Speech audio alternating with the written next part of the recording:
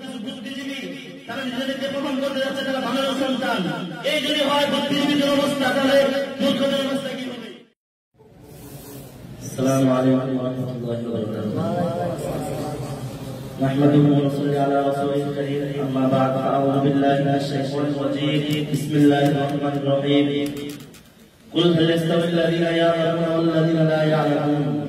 وقال النبي صلى الله عليه وسلم بلغوا عني ولو آية. সম্মানিত উপস্থিতি, আল্লাহ তাআলা কোরআনে বলেছেন, হে নবী আপনি বলুন, যারা জানে না যারা জানে না তারা কখনো সমাজ হতে পারে না। আজকে বর্তমানে পৃথিবীতে বাংলাদেশে অনেক জায়গায় পড়ানো হয়, অনেক বই পড়ানো হয়, যাদেরকে তাদের শিক্ষা পৌঁছে দেয় বাংলা জাতি, তাদেরকে বলা হয় তারা বাংলা থেকে মানুষের রূপান্তরিত হয়েছে। আজকে তাদেরকে শিক্ষা শিখানো হচ্ছে তারা বাংলা থেকে মানুষ হয়েছে।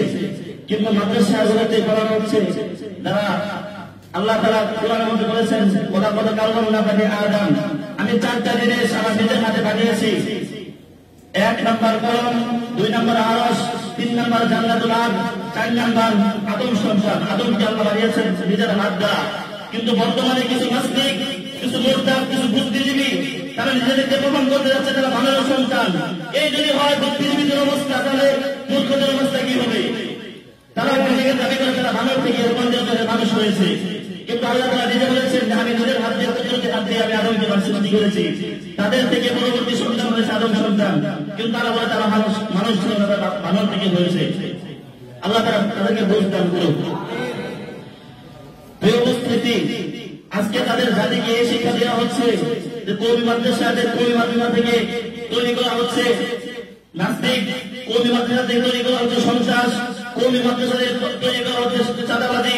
কিন্তু তাদেরকে দেখা যায় তারা কলেজ বিশ্ববিদ্যালয়ে শিক্ষা দেওয়া হচ্ছে, তারা জিনা করে ব্যভিচার করে সেঞ্চুরি করে তাদের অনুষ্ঠান করা হয়, মিষ্টি বিতরণ করা হয়। কিন্তু কোন কওমি মাদ্রাসায় কোন কওমি মাদ্রাসায় দেখাতে পারবে যে কোন উস্তাদদেরকে অপমান করে, কোন উস্তাদদেরকে অপমান করেছে? কিন্তু কওমি মাদ্রাসা বিশ্ববিদ্যালয়ে দেখা যায় উস্তাদদেরকে টাকা ইচ্ছা করে তাদের শ্বাস কম ছেড়ে ফেলা হয়, এগুলো মিডিয়াতে দেখা যায়। কিন্তু আমাদের চোখ কান করতে হবে তাদেরকে, তারা মাদ্রাসাকে ধ্বংস করার পায়তারা চালাচ্ছে। আল্লাহ তাআলা তাদেরকে বুঝ দান করুন, হেফাজত করুন কওমি মাদ্রাসাকে। আল্লাহ তাআলা আমাদেরকে